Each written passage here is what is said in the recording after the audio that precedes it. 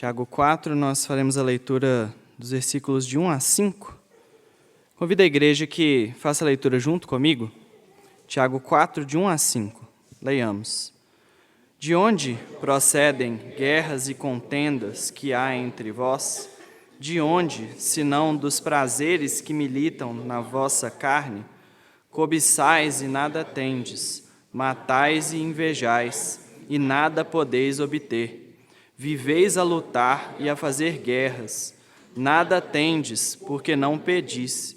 Pedis e não recebeis, porque pedis mal, para esbanjardes em vossos prazeres. Infiéis, não compreendeis que a amizade do mundo é inimiga de Deus?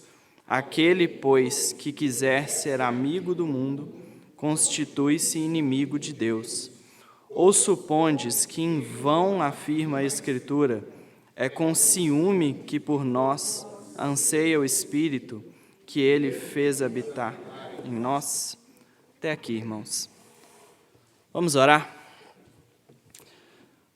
Santo Deus, mais uma vez com temor nós nos achegamos à sua palavra, mas gratos porque o Senhor continua a trazê-la a nós, Pai. Obrigado porque o seu Espírito Santo nos trata como filhos. Muitas vezes nos disciplina, muitas vezes tem palavras duras, mas sabemos que é pelo grande amor do Senhor por nós, Pai. Pedimos que mais essa manhã sejamos exortados, sejamos chamados a uma grande responsabilidade de amarmos ao Senhor, Pai, como a noiva ama seu noivo, de sermos fiéis e não adúlteros. Tem misericórdia de nós, tem misericórdia do pregador, Pai, que é falho também, que precisa ser disciplinado como qualquer outro, mas que foi chamado para trazer hoje a palavra, Pai. Que o Senhor use como instrumento nas tuas mãos, para a glória do teu nome e edificação da tua noiva, Pai, dos teus filhos. É a nossa oração que eu faço em nome de Jesus. Amém. Irmãos, hoje, antes de entrar na mensagem que eu preparei para essa manhã, aproveitando que vai ser uma mensagem mais objetiva, mais curta, e que a gente está caminhando para o final já da carta de Tiago, já estamos no capítulo 4, eu queria que a gente rememorasse por um momento a carta de Tiago e o que a gente estudou nela até aqui, o propósito principal dela, principalmente. E eu falo isso porque talvez esse seja um dos textos mais duros de Tiago, que já não é uma carta muito, muito leve. Então, para a gente lembrar, às vezes eu termino o sermão e alguns irmãos me procuram e vêm brincando, falando que apanharam bastante na pregação. Outro dia a Mirka, até antes de vir pregar, ela falou, já estou até preparada para ficar com os hematomas. E realmente, Tiago é uma carta dura, exortativa. O livro da Bíblia que tem o maior número de imperativos é Tiago, então é sempre ordenanças mesmo, é um livro mais duro. Mas o que eu queria lembrar é que o propósito de Tiago não é necessariamente espancar e bater na gente, a gente sair sempre dolorido, não é sempre só essas exortações constantes. Tiago estava escrevendo para uma igreja que a gente vê que estava passando por grandes provações. Lá no começo, primeiro capítulo de Tiago, ele vai dizer isso, tende por motivo de toda alegria o passar por várias provações. E aí ele vai trazendo toda uma palavra de conforto e dizendo que o propósito das provações é porque ela vem de Deus para o aperfeiçoamento da nossa fé. E dali para frente ele não sai dessa linha, ele vai falando sobre buscar a sabedoria em Deus. Deus é a fonte de toda a sabedoria que nós precisamos. Deus é aquele que pode nos dar tudo que nós precisamos.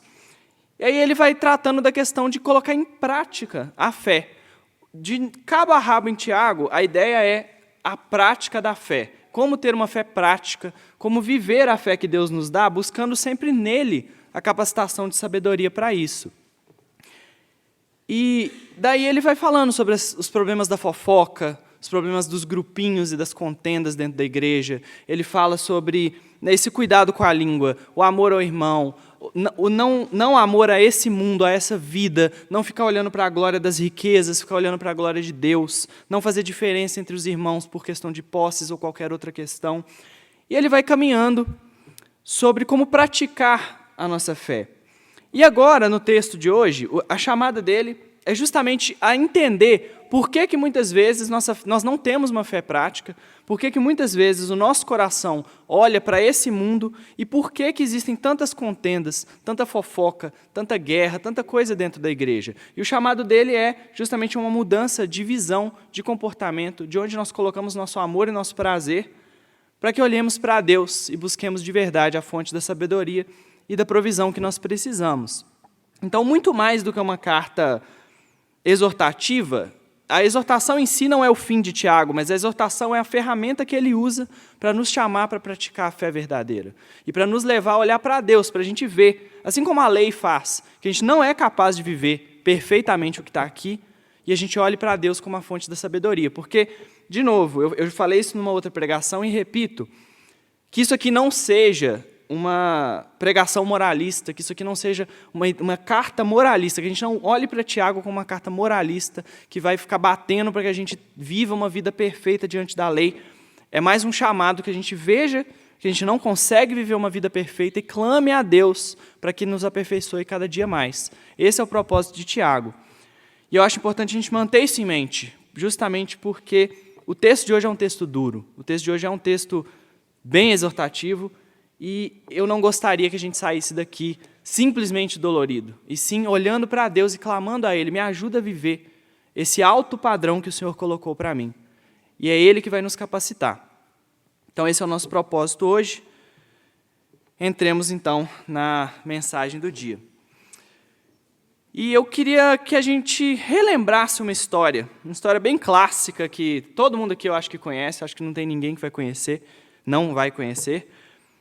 Uma história de amor trágica que foi inclusive baseada em Romeu e Julieta, que é a história do Titanic, clássico filme que a gente conhece, já assistiu diversas vezes. Só que eu queria que a gente pensasse na história do Titanic, do filme Titanic especificamente, de uma perspectiva diferente que geralmente a gente olha para ele.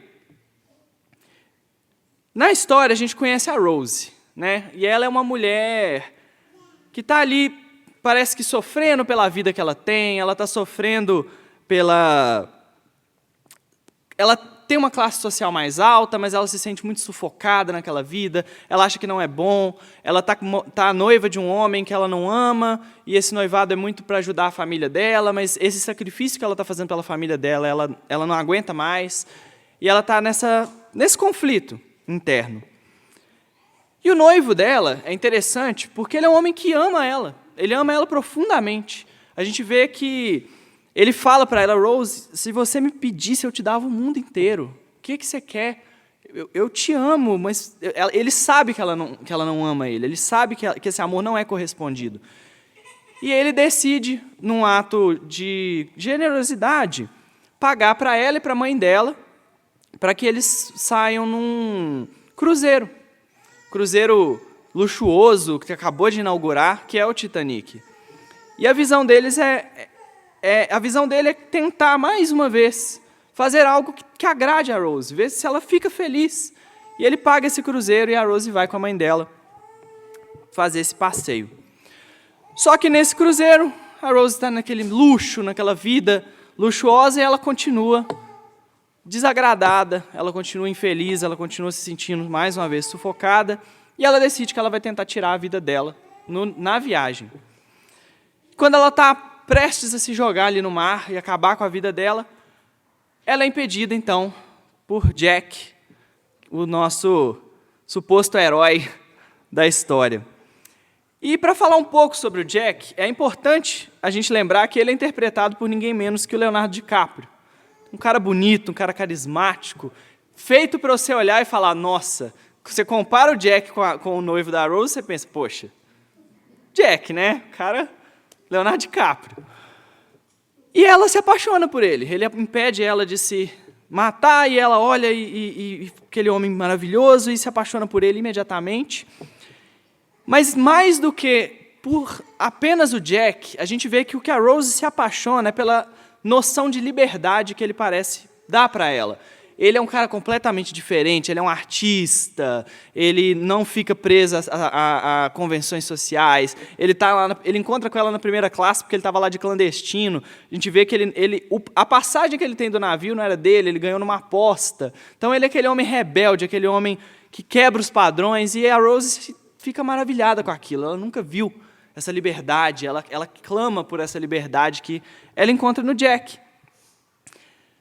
E logo começa uma relação amorosa entre os dois, e a gente vê um caminhar dessa relação da Rose e do Jack, que no filme é lindo, no filme é maravilhoso. A gente acha assim, tudo muito bonito, um romance, mas vamos pensar o passo a passo do amor da Rose e do Jack. Em primeiro lugar, eles começam só a flertar, aí a Rose descobre que ele é artista. E qual que é a arte que o Jack tem o costume de fazer? Isso é interessante. Ele desenha prostitutas nuas. É isso que ele faz, a paixão da vida dele. E a Rose, maravilhada mais uma vez com aquilo, pede a ele que desenhe ela como uma prostituta nua, que o Jack costumava desenhar. E ele desenha. Ela se despe diante dele, num cruzeiro, lembrando que o noivo dela tinha pago para ela está ali e se despindo na frente de outro homem. E eles vão avançando ao ponto em que a Rose chega e se entrega para ele num estacionamento, dentro de um carro, dentro do navio. E é colocado como um momento romântico, maravilhoso, mas assim, é uma mulher sendo deflorada num carro dentro de um estacionamento. A gente precisa de manter isso em mente. E por um homem que não é o marido dela. Por um homem que não é o noivo dela, por um homem que ela está traindo o noivo dela com ele. A história continua, trilha sonora maravilhosa, cinematografia incrível, e o filme termina no naufrágio famoso do Titanic. O Jack falece, a Rose sobrevive, e ao final a gente vê a Rose idosa já, com muitos anos de idade, contando a história dela, e num último ato de ingratidão, ela pega a joia que o noivo tinha dado para ela e joga no mar, porque nem para devolver para o cara ela poderia fazer. E é isso, irmãos, assim termina a história de Titanic. E a gente vê que é um clássico, não dá para negar que, em respeito à cinematografia, direção, trilha sonora, é um filme incrível. Mas é inegável que é uma história que romantiza a traição, e o amor, principalmente a paixões inconsequentes e aos ideais de liberdade da nossa sociedade moderna. Essa é a história de Titanic. É a história de uma mulher que está presa à sociedade, que está oprimida pela sociedade, que se liberta através de uma paixão inconsequente, não volta para o noivo dela e vai viajar ao mundo e deixa para trás toda essa vida que ela desprezava tanto, que entediava ela tanto. E depois de pensar na história de Titanic, eu fiquei pensando no coração do noivo da Rose. Fiquei pensando, como que esse homem se sentiu? Esse homem que amava profundamente a sua noiva, que deu para ela tudo que ela pedisse, deu para ela tudo que ele tinha, e ela usa aquilo tudo para ser infiel a ele. É certo que o coração dele ficou cheio de ciúmes, é certo que ficou cheio de decepção, e é certo que ele está virado e triste pelo que tinha acontecido. E é justo que ele se sinta assim. Afinal de contas, eles tinham um compromisso. Só que eu não estou aqui como um crítico de cinema, é claro. Eu não estou aqui para falar sobre o filme Titanic. O que eu queria meditar é lembrar a igreja que nós também temos um noivo. Nós também somos prometidos a alguém. Nós iremos nos casar com ele nas bodas do Cordeiro. Um noivo que deu para a gente muito mais do que um navio e joias, muito mais do que riquezas e posses.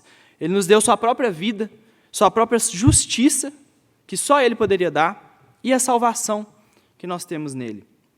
Mesmo assim, irmãos, quantas vezes a gente não se apaixona por outros?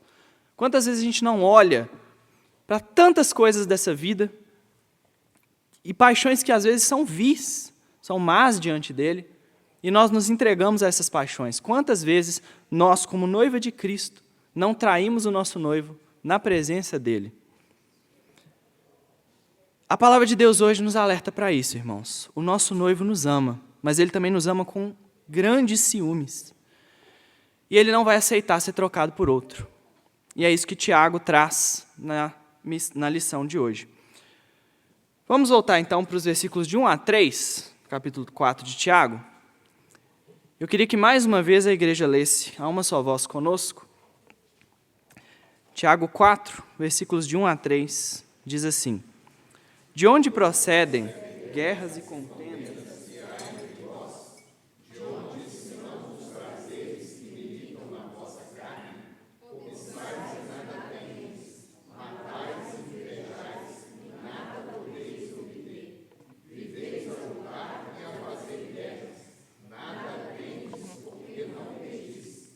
Pedis e não recebeis, porque pedis mal, para esbanjardes em vossos prazeres. Até aqui. Tiago está nos chamando para pensar sobre onde o nosso coração está, onde o nosso amor está, para quem o nosso amor é. E uma primeira lição que ele vai trazer, que a gente pode tirar desse trecho, é justamente que o nosso amor pertence a Deus e não aos nossos prazeres carnais. Na pregação passada, a gente comentou sobre as facções e as brigas dentro da igreja. E o perigo que elas representam, porque elas geram inimizade, elas geram todo tipo de conflito. E nesse trecho, Tiago está continuando esse mesmo raciocínio, mas agora discutindo da onde vêm essas brigas, da onde vêm essas contendas. E ele já dá a resposta de cara: nos prazeres que militam na nossa carne. Essa afirmação ela vai remeter lá no capítulo 1 de Tiago, onde ele ensina que os homens são tentados pela própria cobiça, quando essa o seduz e o atrai. Versículo 14 do capítulo 1 diz isso. E os crentes, seduzidos por essa cobiça interna, eles se entregam e eles concebem o pecado. Tiago ele usa essa metáfora da gravidez, né, onde ele fala que o crente tem essa relação com a própria cobiça e o pecado é o fruto dessa relação, é o filho que nasce dela. E ele faz toda essa comparação no sentido de que quando a gente olha para o pecado que a gente comete, dá para ver claramente que fomos nós que cometemos ele, porque ele é nosso filho, ele tem nossa marca, nosso DNA ali. E ele não cai, e isso é importante a gente ressaltar. O homem não cai em pecado porque a cobiça era simplesmente mais forte do que ele, mas sim porque ele se convenceu de que o que tinha naquela cobiça e naquele prazer era melhor e satisfaria seu coração mais do que a palavra de Deus, mais do que aquilo que Deus oferece. Nós caímos em pecado porque nós valorizamos muito mais a satisfação do pecado do que a satisfação que nós podemos encontrar no nosso Pai. E ao invés de nos satisfazermos com o pão da vida, que Cristo disse que nos ofereceria gratuitamente, a pessoa continua buscando coisas vãs. E é por isso que Tiago afirma: cobiçais e nada tendes, matais e invejais e nada podeis obter, viveis a lutar e fazer guerra. Então a relação é clara de Tiago, é por conta da cobiça que vocês têm, que vocês não têm nada, e é por não ter nada que vocês ficam brigando entre si. E é importante a gente ressaltar que o termo que Tiago usa aqui, que é traduzido por milita, é uma palavra grega, a palavra marrai. E ela não tem o mesmo sentido que a palavra milita. A palavra milita, ela puxa muito para militarismo, guerra física mesmo, tiros e matança, e essa luta física. Mas marrai é uma palavra que chama a gente para conflitos verbais. Quando o Tiago fala que a nossa carne marrai dentro de nós, nossos prazeres, né, fazem essa militância na nossa carne, é uma militância verbal. É como se os nossos próprios prazeres estivessem o tempo inteiro num bate-boca, numa briga dentro de nós. E essa brigaiada interna leva a todo tipo de briga externa. Então é por causa do nosso estado interno, de estar constantemente clamando por coisas que nós não precisamos, clamando por coisas que não nos fazem bem, e insatisfeitos com isso, é que a gente começa a levar essa briga para fora e brigar com as outras pessoas. Então Tiago fala: olha, vocês ficam brigando o tempo inteiro e não chegam a lugar nenhum, porque vocês estão clamando por coisas que vocês não precisam, coisas que não vão satisfazer a vocês. E essa imagem é de uma guerra intensa e constante, uma guerra que não acaba, só que nenhum lado ganha nada com ela. Eu imediatamente fui pensando sobre essa guerra na Ucrânia que está acontecendo recentemente e como que tem meses e meses e meses e ninguém está ganhando nada com isso. É só jogando pessoas no moedor ali e ninguém avança, ninguém caminha. Essa guerra constante. E eu lembrei de uma história que eu ouvi uma vez e eu achei que servia bem, encaixava bem para essa imagem de Tiago. Uma história de ficção científica que eu assisti, onde você tinha 2 grupos em guerra e ambos os grupos criaram máquinas e mandaram as máquinas guerrear entre si. E as máquinas inteligentes, capazes de se replicar, de pensar, foram lutando e lutando e lutando e lutando e lutando, e os séculos se passaram. Os próprios grupos que tinham criado elas foram completamente destruídos e morreram, e as máquinas continuavam lutando, simplesmente por lutar, e não tinha qualquer motivo para isso. E é isso que Tiago, essa imagem de uma guerra inútil, completamente vã, que Tiago chama para nós aqui. A igreja fica o tempo inteiro em guerra, o tempo inteiro em conflito, nós e nossos irmãos, mas a gente não está ganhando nada, porque o nosso coração está no lugar errado. Se tivesse o nosso coração no lugar certo, haveria paz perene dentro da igreja. Mas nós sabemos que isso não é verdade. Nós sabemos que existem guerras, que existem conflitos, que muitas vezes nós odiamos nossos irmãos por nada, por desejos pecaminosos da nossa carne. E vejam que a denúncia de Tiago é essa. E é justamente aquilo que foi comentado na pregação anterior. Os mestres da igreja, querendo o primeiro lugar, atacavam os outros servos, eles não deixavam que os outros mestres ensinassem na igreja, eles expulsavam eles da igreja, ficavam criando todo tipo de grupinhos aqui com suas próprias doutrinas, simplesmente por medo de que se chegar um novo mestre, novo, às vezes fala bem, que ensina bem, ele vai roubar o holofote do que está aqui. E aí, por causa dessa arrogância, desse orgulho, ele expulsa ele da igreja. E quantas vezes a mesma coisa não acontece hoje, por outras razões, inveja, orgulho, arrogância, todo tipo de pecado dentro de nós. Às vezes o irmão, a vida dele é ganhar dinheiro, a vida dele é status, é poder, e quando ele vê, ele já está cheio de inveja, aquele que ganha um pouco mais que ele despreza, mas deve estar roubando, se tá ganhando desse jeito é porque está roubando, já começa a espalhar fofoca, ou então ele se endivida porque ele está tentando simular um estilo de vida que ele não tem, ele olha para o irmão que tem uma condição melhor, ele fala, não, eu tenho que, no mínimo, ter o carro que o fulano tem, a casa que o fulano tem, eu tenho que ter o celular, a roupa, o sapato, não, eu vou vir com um terno bonito. Por quê? Porque ele precisa simular, porque o coração dele está satisfeito na condição social dele, não na palavra de Deus. Ou então, às vezes tem uma irmã que é vaidosa, e aí o alvo dela é que todo mundo olhe para ela. Ela não se satisfaz se ela não for o centro das atenções. E daqui a pouco ela está atraindo atenção indevida, que ela não deveria estar atraindo, ou ela está fofocando das rivais dela por aí. Tem irmão que é orgulhoso, e aí se passou direto ali, não cumprimentou ele direito, acabou. Não, fulano de tal passou, não falou nem oi. Pelo amor de Deus, falta de educação, e já começa a falar que o fulano é que é arrogante, o fulano que é orgulhoso, mas o orgulhoso é você, irmão. O orgulhoso é você que não consegue entender que às vezes a pessoa está distraída ali, passou direto.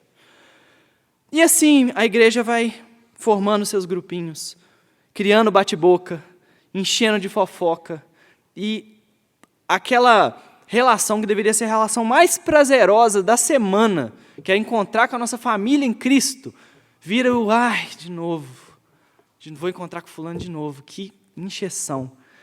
E a gente fica assim, mas como que o nosso coração é ruim? Como que a gente não pensa isso? Como que por causa de um comentário que o irmão fez 3 semanas atrás, toda hora que você olha para ele, você volta lá atrás, falou, foi ele que falou tal coisa. Foi ele que fez aquele comentário, falou que meu terno estava sujo, que meu menino estava fazendo bagunça, que sei lá. É tanta coisa, mas o coração guarda aquele negócio e não esquece daquilo. E toda vez que olha para o irmão, fala, aquele foi o irmão que falou que meu terno estava sujo, aquele foi o irmão que falou que meu menino estava fazendo bagunça, aquele foi o meu irmão que, sei lá, falou que meu carro estava amassado. A gente não esquece, a gente não deixa essas coisas de lado, porque o nosso coração está naquilo. Meu coração está importando se eu estou bonito, então se falou que meu terno está sujo, meu Deus do céu. Não, meu coração está no meu filho ali, falou que meu filho é bagunceiro, pelo amor de Deus. Falou que meu carro está amassado, meu carro que eu cuido dele o dia inteiro. O meu coração está nesses objetos. Ele não está na palavra de Deus. E é por isso que eu fico tão ofendido, tão desagradado, e não consigo perdoar o meu irmão, por ter feito alguma coisa contra aquilo que, na verdade, é o meu amor, contra aquilo que é a minha paixão, que minha paixão está naquilo. Então, vamos meditar no dia de hoje, irmãos. Aquela pessoa que você está com raiva dela hoje, por que você está com raiva dela? Porque a palavra de Deus fala que a gente precisa de ir até o irmão e resolver a situação com ele. Se eu não estou bem, eu tenho que tentar sentar e resolver. Por que eu fico arrumando desculpa para não fazer isso, então? Por que é tão difícil ir lá e resolver o problema, e conversar, e tentar chegar a um contexto? Ah, mas aí o irmão, eu sei que eu vou chegar lá e ele vai ser um ignorante, ele não vai resolver. Olha, a palavra de Deus fala o seguinte: procura seu irmão, resolve com ele. Se ele não aceitar, chama mais uma pessoa. Se mesmo assim não resolver, leva isso para a liderança da igreja. O que não dá é você presumir que o irmão vai ser um ignorante, que não vai conversar com você, e você nem tenta resolver isso com ele. Isso aí não é bíblico.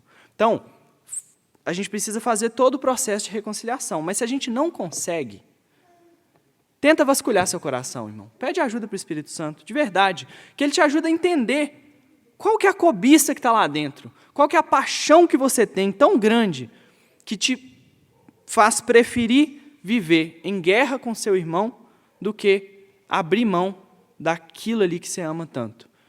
Peça ao Espírito Santo para te ajudar. É difícil, é doloroso, mas é o caminho para caminhar na palavra de Deus e para ter paz dentro da igreja, e a gente precisa disso.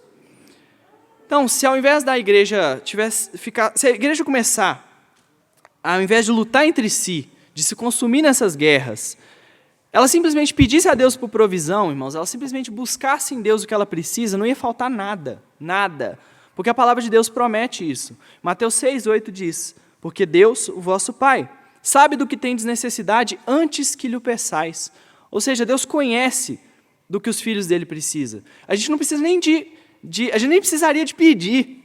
Esse que é interessante de Tiago. Ele está falando: olha, vocês estão pedindo e não tem nada, porque vocês estão pedindo mal. Mas a palavra de Deus fala, olha, que Deus daria a provisão que a gente precisa, liberalmente, porque Ele sabe antes mesmo da gente pedir. Só que o problema é que, embora o Pai saiba do que a gente precisa, muitas vezes a gente que não concorda com Ele. Quando Ele nos dá aquilo que nós precisamos, quando nós temos tudo o que a gente precisa, a gente continua achando que Deus não está nos satisfazendo, continua achando que a gente precisa de outras coisas. E é por isso que a gente vive insatisfeito. Mas Deus, que é sábio e que nos ama, Ele não vai atender pedidos que vão fazer mal para a gente. Ele não vai atender pedidos que vão nos afastar dos caminhos dele. A principal razão pela qual nós não temos nossos pedidos atendidos por Deus, segundo Tiago, é que a gente pede coisa ruim. A gente pede coisa que a gente não precisa. A gente pede coisa que vai nos afastar de Deus. Às vezes coisas legítimas, sim, mas que em nós elas seriam ilegítimas. E é isso que a gente precisa entender. Tem coisa, irmãos, que o seu irmão pode ter e que você não, porque aquilo vai te escravizar, mas aquele irmão não vai. Da mesma forma que tem coisas que você tem e que Deus não vai dar para o seu irmão, porque aquilo escravizaria ele, mas você não. Então, a gente precisa entender que Deus nos dá aquilo de que nós precisamos e sermos satisfeitos com o que nós temos. Entender que Deus é sábio, entender que nada está nos faltando. E a palavra ensina, Salmos 37:4, agrada-te do Senhor e Ele satisfará os desejos do seu coração. Vejam que não é o contrário. Não é, não, Deus vai satisfazer todos os desejos do seu coração e aí agrada-se no Senhor. É o oposto. Agrada-se nele, que quando você se agradar nele, Ele vai satisfazer os desejos do coração, porque o nosso desejo vai ser para Ele. Então, quando o nosso coração for moldado e trazido a amar o Pai, Ele vai satisfazer prontamente. Mas se a gente buscar satisfação em outras coisas, nós vamos ser escravos dessas coisas. E nosso coração, além de nunca ficar satisfeito, ele vai ser incapaz de entender por que ele não está satisfeito. A gente vai ficar o tempo todo falando, eu tenho, mas eu não. Por que eu não estou feliz? Por que eu, depois de ter tudo, eu ainda não estou feliz? É porque nós não temos o que a gente realmente precisa, que é a palavra de Deus, que é a satisfação no Pai. Nós estamos buscando em outras coisas. Lembrando da nossa ilustração inicial, é visível o progresso da história da Rose ao longo do filme. Primeiro, ela vai se entregando cada vez mais. No começo, era uma apaixonite com um rapaz. Estava só flertando. Depois, ela já está tirando a roupa para ser desenhada como uma garota de programa. Depois, ela já está se entregando para ele, em qualquer lugar, dentro de um carro. Vejam esse progresso. Vejam que, aos poucos, o pecado vai enrolando, vai escravizando, e a pessoa não vai vendo aonde ela está indo. Ela não vai vendo, olha o estado em que eu estou, olha de onde que eu saí, olha onde que eu cheguei. É isso que acontece quando nós amamos o pecado, quando nós amamos aquilo que não agrada ao Senhor. A gente vai se enredando, vai sendo levado, e aí daqui a pouco a gente não tem paz mais, nem conosco, nem com Deus, nem com os irmãos. E é isso que a denúncia de Tiago é essa. Existem tantas brigas, tantas confusões, tantas desavenças dentro da igreja, porque cada um de vocês está buscando uma coisa diferente e vocês não conseguem olhar para o Pai e caminhar juntos.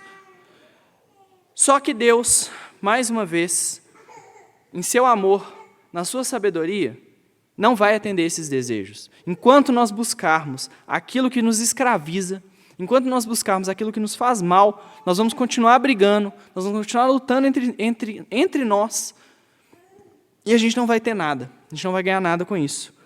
É por isso que muitas vezes nós pedimos a Deus e Ele não nos atende. Mas Tiago vai além e caminha para os versículos 4 e 5. Vamos ler mais uma vez juntos? Tiago 4 e 5. Diz assim, leamos juntos. Infiéis, não compreendeis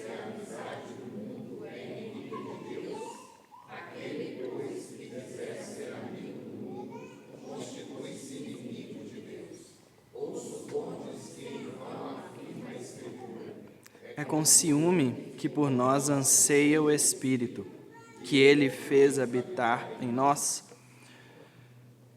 Então a gente viu, em primeiro lugar, nosso amor pertence a Deus e não aos prazeres carnais. Mas além disso, Tiago diz que nosso amor pertence a Deus e não a esse mundo.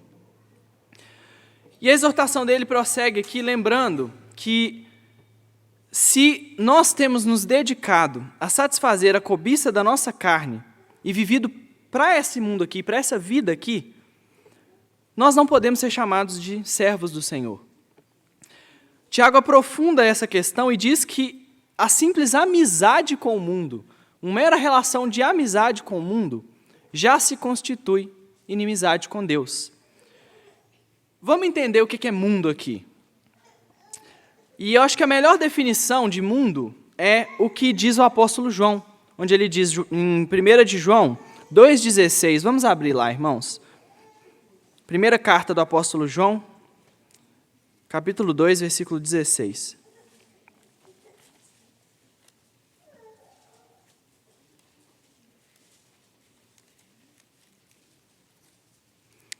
Vê o que é esse mundo que Tiago disse que a gente não pode ter amizade com ele.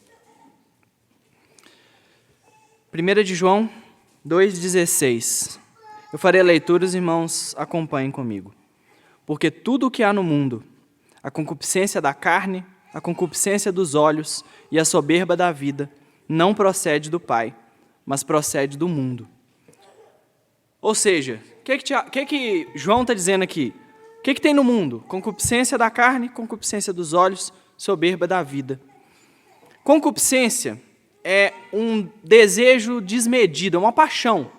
Só que é uma paixão por coisas, bens materiais, sensualidade. Então, quando João fala da concupiscência da carne, concupiscência dos olhos, é a paixão por essa vida aqui. É a paixão completamente desmedida por esse mundo, por essa materialidade daqui, que nos desvia do caminho de Deus. Isso é o que Tiago fala de mundo. Essa amizade com essa terra, com essa vida, que nos afasta de Deus, naturalmente gera inimizade com Deus. Esse desejo, ele vai tirando, então, os nossos olhos do Senhor e vai colocando aqui, na criação. A gente valoriza muito mais o que Deus criou do que o Criador. Isso é idolatria. E é claro que não pode haver amizade entre Deus e os idólatras, porque Deus odeia a idolatria, Deus odeia os idólatras. A gente leu na liturgia, o maior dos mandamentos é amar a teu Deus com todo o seu coração, com todo o seu entendimento. Então, a gente precisa de entregar nossa vida a Deus e amar acima de todas as coisas. Essa é a ordenança de Cristo, essa é a ordenança de Deus. Por isso que estimar qualquer coisa acima do bem supremo é simplesmente pecado. É dizer que o que Deus criou é melhor do que o próprio Deus. E a palavra de Deus, ela frequentemente vai chamar essa atitude de adultério ou idolatria. Desde lá do povo de Israel até hoje, ao chamar a igreja de noiva de Cristo, a relação de amar a qualquer outra coisa mais do que Deus é sempre tratada como adultério. A gente leu em Oséias aqui na liturgia, né, Deus falando, olha, minha esposa, ela se entregou a outros homens porque ela acreditava que era eles que a sustentavam, que era ele que dava o que ela precisava, e ela foi se entregar a eles, mas quando eu impedi ela e ela perdeu tudo, ela quis voltar para mim. Mas eu falei para ela, não, agora eu vou reter o meu trigo, agora eu vou reter o meu linho, agora eu vou reter a minha provisão. Essa que é a ilustração que Deus faz, de que quando nós nos entregamos e nos apaixonamos por essa vida, isso causa ciúmes em Cristo, porque Ele é o nosso noivo. Isso é um adultério, isso é uma forma de fantasiar com outros homens. E aqui, é entender que Cristo não vai aceitar uma noiva apaixonada por outro homem. Ele quer que a noiva dele o ame acima de tudo. Ele não vai aceitar diferença. Por isso eu queria perguntar, para a gente pensar hoje, com o que você tem traído a Jesus? Com o que você tem adulterado no seu relacionamento com o seu noivo? Essa é uma pergunta abstrata, bem abstrata. Então deixa eu colocar ela em termos um pouco mais práticos. O que rouba seu tempo de devocional? O que é mais importante do que estar com seu noivo? O que te faz faltar à igreja? O que te faz parar de vir aqui e buscar a palavra de Deus? O que te faz parar de buscar tempo com seu noivo? Quem você ama mais do que ele, que você prefere passar tempo com essas coisas do que com o Senhor Jesus Cristo? O que te faz ter raízes tão profundas nesse mundo que às vezes pensar em estar com Cristo no céu parece pior do que estar aqui? Isso tudo revela, no fim, a resposta para a pergunta: com o que eu tenho traído ao meu Senhor Jesus Cristo? Quem que eu tenho amado mais? Quando eu tenho uma escolha entre Cristo e outras coisas, o que eu estou escolhendo? É com isso que eu estou traindo a Jesus. A noiva de Cristo não pode ter atenção dividida, irmãos. Porque aí a gente se torna aquele homem de ânimo dobre, que Tiago fala lá atrás, inconstante em todos os seus caminhos, não consegue andar em linha reta, uma hora está aqui, outra hora está ali. E o próprio Senhor afirma, Mateus 6,24, ninguém pode servir a dois senhores, porque ou há de aborrecer-se de um e amar ao outro, ou se devotará a um e desprezará o outro. Não podeis servir a Deus e as riquezas, não podeis servir a Deus e as posses dessa vida, e as coisas desse mundo. O Espírito Santo, irmãos, habita em cada um de nós que somos salvos. E Ele anseia para que nós vivemos uma vida santa e que a gente deseje unicamente a Cristo, que é o nosso noivo. Só que, da mesma forma que uma mulher adúltera, a gente se vê desejando outros prazeres. A gente acha que é mais prazeroso as outras coisas do que estar com Cristo. E assim, vivendo, a igreja vai como uma jovem que já está prometida, já está noiva, vai se casar, só que ela fica sentando e olhando para outros homens e fantasiando estar com eles, porque ela acha que esses homens vão dar para ela muito mais prazer do que o noivo. Ela olha para eles e fala, nossa, seria muito melhor estar com ele, mas agora eu já estou prometida. Será que a gente não é assim? O que tem ocupado a nossa mente? Quando você pensa nos tempos de pecado, nos tempos em que você ainda não caminhava com Cristo, você pensa neles com um pouco de saudade? Você pensa nele, até que era bom, né? Estava conversando com o Cláudio hoje, antes da pregação, e a gente falando sobre isso. O processo de santificação é justamente, em primeiro lugar, parar de ter prazer no pecado, cada vez mais, e em segundo lugar, começar a ter prazer em não pecar. E onde a gente está nesse processo? Será que a gente ainda olha e olha para o pecado como se ele fosse melhor, como se ele fosse mais prazeroso, como se ele fosse mais desejável? Ou a gente consegue, de fato, pensar, eu estar diante de Deus, no meu tempo devocional, aqui na igreja, nos meus momentos com Cristo, é muito bom, é muito bom. E eu prefiro isso do que o que eu tinha antigamente. Será que a gente pensa assim? Quando você está irado, para a gente pensar nas fantasias do nosso coração, você está com raiva de alguém, você está irado, o que você se imagina fazendo? É atos de violência? Ou talvez é ir lá e jogar na cara da pessoa tudo que ela precisava de ouvir? Isso é uma fantasia, irmão. É uma fantasia pecaminosa. É uma forma de fantasiar contra o nosso noivo. Talvez para os mais jovens aqui da igreja, um problema mais frequente. Às vezes você imagina que ia ser muito mais legal. Está fazendo o que seus amigos fazem aí? Na faculdade, vai lá para o bar, a galera do FMG vai para o Cabral lá na porta. Será que isso é mais desejável? Será que a gente acha? Não, que chatice que eu não posso ir para lá. Será? Quão prazeroso o pecado parece para você, irmãos? Quão desejável ele parece? Quais são as fantasias do seu coração? Quando você está sozinho, quando está você e Deus, o que você realmente quer? Quais são as fantasias do seu coração? Voltando mais uma vez à nossa ilustração, o que a gente vê que levou a Rose à traição foi aquela ideia de uma vida, a vida comum, ela era entediante, ela era sufocante, mas o prazer que ela podia ter nas aventuras dela com o Jack, aquilo era empolgante demais.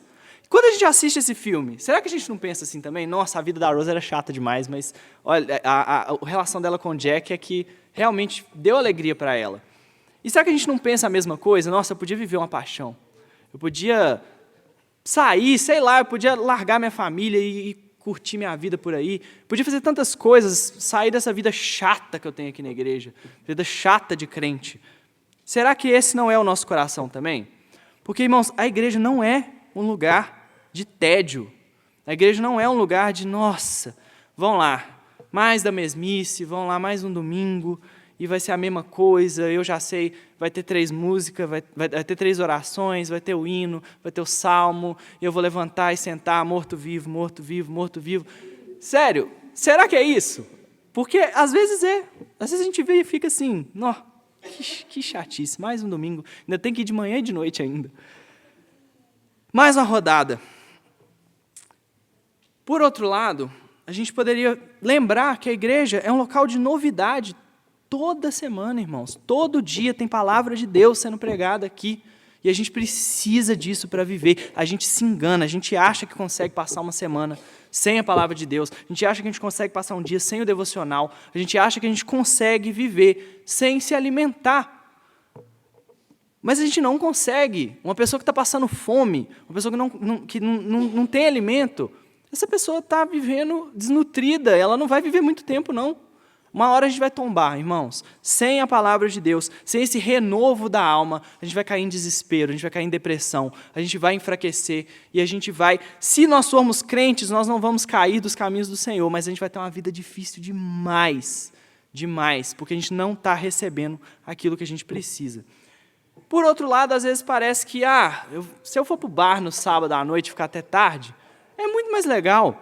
Se eu for jogar uma rodada de videogame aí até 3 horas da manhã, não, é bom demais. Aí não consegue vir no culto de manhã no dia seguinte. Por quê? Porque eu estava tão ocupado com os meus próprios prazeres que eu não pensei que no dia seguinte eu vinha para a casa do Senhor. E eu não me planejei para isso. Eu não me planejei para guardar o dia do Senhor, porque isso não era a minha prioridade. Porque o que eu tenho aqui é melhor. O que eu tenho aqui é mais importante. E a gente se convence dessas mentiras. A gente se convence de que mais uma rodada de videogame, mais um filme, mais uma maratona, mais um episódio de série, ir para o bar com os meus amigos, ir para aquela festa, tudo isso é melhor. Tudo isso é mais interessante. E eu vou ganhar mais com isso do que indo buscar o Senhor. Só que a gente precisa de parar com isso, irmãos. A gente precisa de lembrar que o Criador da alegria vai saber nos alegrar. O ser que inventou o prazer vai saber nos dar prazer muito maior do que as bobagens que a gente fica vendo aí fora. Quando a gente esquece isso, nosso coração é roubado e é levado para longe do nosso noivo. E a gente começa a fantasiar com outras coisas. Só que a palavra de Deus fala que o Espírito Santo sonda os nossos corações. Ele sabe as fantasias que a gente cria. Ele sabe os desejos que estão aqui dentro. E a pergunta é, que marido que, sabendo que a esposa dele, ou que noivo, sabendo que a noiva dele, nutre fantasias por outros homens, não vai ficar irado com ela. É por isso que Tiago alerta, a mera amizade com o mundo é inimizade com Deus. Por isso, irmãos, sejamos amigos do nosso noivo. Sejamos fiéis ao homem que foi fiel a nós, e até a morte, e morte de cruz. Não se esqueçam do verdadeiro amigo. Não se esqueçam de Jesus, em quem a gente encontra tudo que a gente precisa. A gente não precisa de mais. Porque é só Ele que vai poder nos satisfazer. Eu te garanto que nada mais vai satisfazer seu coração, senão nosso Senhor Jesus Cristo. Você acredita nisso, irmão? Você realmente acredita nisso? Que Jesus tem a satisfação para tudo que você precisa? Para concluir, a palavra de Deus nos ordena amar a Deus de todo o nosso coração. Ele nos comprou com sangue precioso e Ele não vai aceitar o segundo lugar. Ele não vai aceitar. Ou nós somos a noiva de Cristo, ou nós nos entregamos à vida. Os dois a gente não vai conseguir. Por isso, vamos ser fiéis ao nosso noivo. Ele cuida de nós, Ele nos livra do mal, Ele nos ama, irmãos, Ele nos ama profundamente. Vamos clamar ao Espírito Santo para Ele nos capacitar a ser fiéis, porque o nosso noivo é. Então que a gente seja também, que o Espírito Santo nos ajude.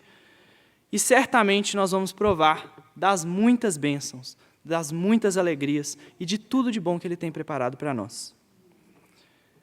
É isso que eu tinha para hoje, irmãos. Vou convidar o reverendo Ricardo para